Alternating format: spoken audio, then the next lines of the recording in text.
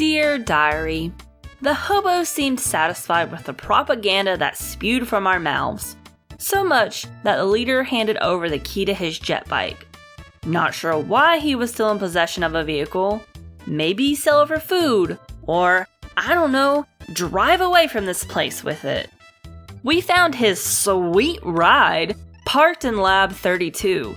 Paint job still shiny, looking like the toy that escaped from the kids' meal. Tell me, when did this color scheme seem like a good idea? As soon as we tried to touch it, alarms sounded and robots showed up. Whoa, the old hobo said we could have it, man. Everybody calm down. But before we could battle the robots, a monster on wheels rolled into sight. What the fuck? Who is this? What are you? Are you a man or are you a motorcycle? You're not allowed to be both.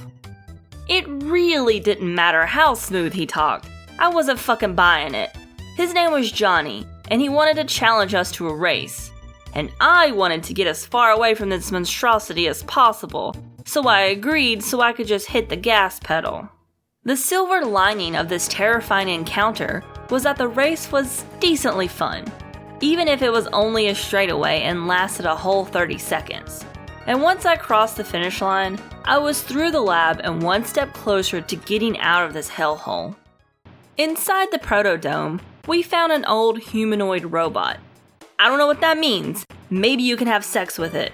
Regardless, it was broken, but Luca assured us she could fix it, much to our horror. The land was crawling with murder machines, so I agreed with Marl. Maybe we shouldn't fix everything we see, Luca. She tried to reassure us by saying that machines aren't capable of evil.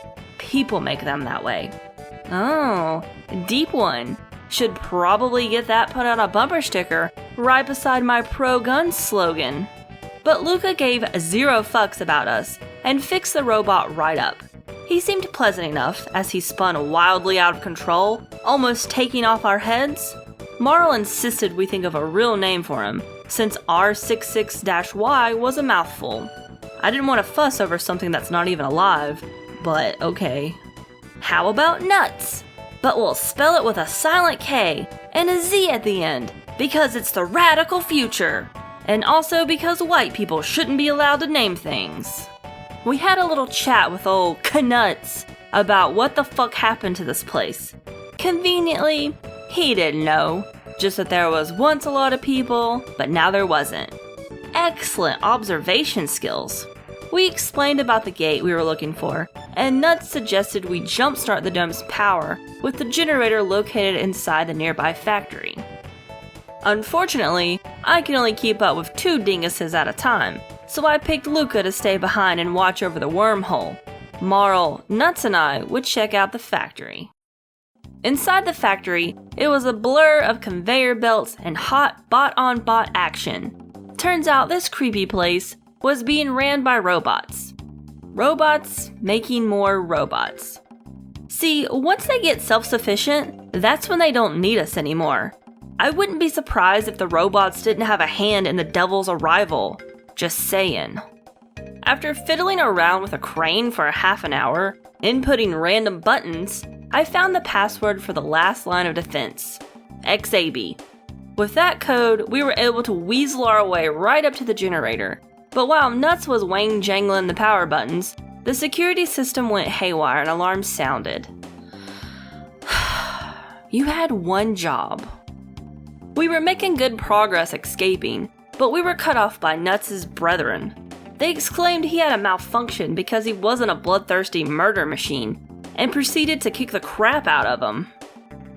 As they shoved him down the garbage chute, Marl snapped and told them all to go fuck themselves. Oh good, I was hoping to fight all 6 of these guys at once. They only beat the heck out of our strongest member with relative ease. Good going, Marl. We fought our way through the last of the robots, and dragged Nuts back to Luca. She spent all night fixing him, and when she asked him his plans for the future, he didn't know what to say. It would have been a heartfelt moment, but I could give a fuck about this trash can. I just wanted to go home where my biggest issue was my mom not giving me enough money for the fare. By the next morning, Nuts was good as new and asked if he could join us. Yeah, sure. I can dump you off in 1999, no problem. We jumped through the gate, but instead of going back home, we ended up in another bizarro world. The only person in sight, an old man in a bowler hat, said we were at the end of time. Apparently, 3 was the limit to ride this ride, and we broke time with Nuts' big stupid robot body. So now we were stuck here until I could decide who I was going to take home with me. And who was going to be stuck here playing checkers and eating Weathers originals with the old man until they died.